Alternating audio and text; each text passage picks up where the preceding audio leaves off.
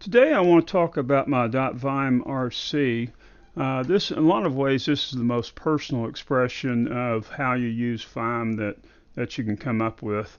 And I'm going to show you mine. This is not in any kind of organized fashion. The closest analogy you can make to this is making a repair to a car while you're going down the road at 50 miles an hour. And that's the way I've done mine. It's always been done on the fly. But let me, without any further ado, let's go through it. I've set mine to, first of all, I set it to be compatible with Windows, the Control V, the Control C, etc., the standards Windows keys. I kind of prefer that, and that's if you're a beginner, I would recommend that. And behave like MS Win. That's a good one. Now these are key right here. These ignore case. There have been a handful of instances over the last 4 or 5 years when I've actually wanted to select on case. For most of the code that I do, the case really doesn't matter. It matters to the compiler, but it really doesn't matter to me. Line break, that's just so that when you come to the end of the word breaks. So it breaks cleanly and not have to look on the next line to see what the end of the word is. I kind of like that. It's kind of annoying otherwise. Ruler, I like rows and I like columns and to see exactly where I am. The incremental search, I like to build out my regular expressions, and this is a good little tool to use to have that happen. This setting right here. Show match, I want my matches to highlight, and then set the wrap. Set wrap. At work, I have this to set no wrap because I have tremendously long lines I look at. It all depends on the particular use. I'll go from one setting to another. So even though I start out with one, oftentimes I'll change over to another. This is the color scheme. This is dark blue. Anyway, that's something you can set here. This is kind of deprecated right here. This really isn't up to speed to my work settings. This is what I have defined on my Linux. My normal environment is Windows. I do this for Visual Studio, but I run Vim under Cygwin and also run it under Windows. And I'm the only person I know of that has both the Cygwin GVim and the Windows running at the same time. Let's see. Down here, yeah, I like it to, if I'm searching on a string, it's kind of annoying for me. You may be different, but I don't want to wrap around. When I come to the end of the buffer, either going forwards or backwards, I want it to, if I'm searching on a string, I just want it to stop. And this, so this is, I don't like backups. I'm a big believer in what I call a committed save, and that's something I'm going to get into in a further video. I won't get into it today, but I'm not into really backup files or trying to keep up with that. Because first of all, in my experience, a lot of the times it's Murphy's Law. It'll be the one time I'm depending on it and it won't be there. I'm a bigger believer in committed saves. And that's a further video also. Let's see. This here is I kind of like if I open up from Dolphin or Windows Explorer, if I'm in Windows, I want the working the program. I want the working directory to be the one of the document I'm opening, so I like to do that.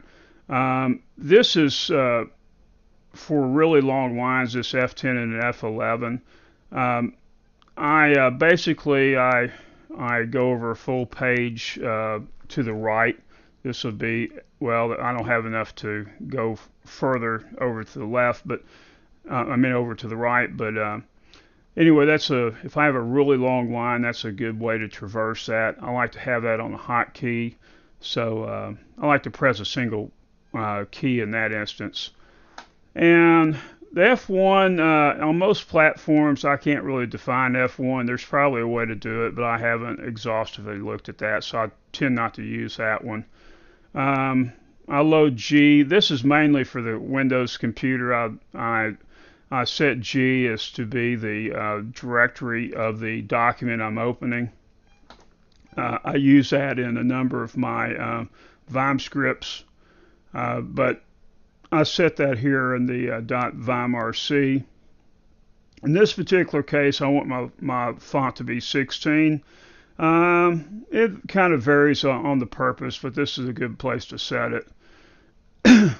Now this is really interesting, the K register. I use this sort of as a, I know a lot of guys do the plugins, and they make different plugins, and I don't have any issue with that. I kind of opted myself to use more like a command line, and this is really helpful when you do it under GVim. You have command completion, so that's really a good thing. It's kind of like another form of command line, and in this case I'm doing Vim scripts here. I'll go into that further in another video.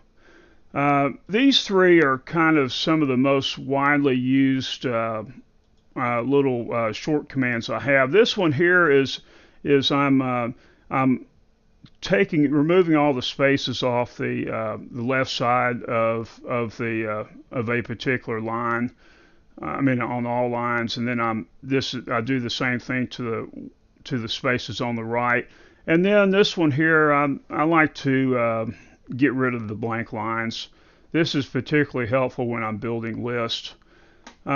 This one here is I'm getting a list of files from the current directory on down, and so that's my little command to do that. When I'm building lists, I tend to like to sort them because sort goes hand in hand with unique. This one here, I don't use that a whole lot, and I may, doing this video, I may repurpose this one later on. As far as max memory and the max totals and stuff, I kind of like it spelled out to the max. I do quite a bit, quite a few big buffers, and I do a lot of deep. I wish it would go larger than this even, but this right here, the register D, the one above it here, this is basically I'm taking whatever is in a line and I'm making a second column. I'm separating it with this between the columns. I'm taking it's like I'm duplicating the line, and I'm making this is my separator here. This is nothing in particular. It's just what I felt like writing, and this is good because then I can do with the same line. I can.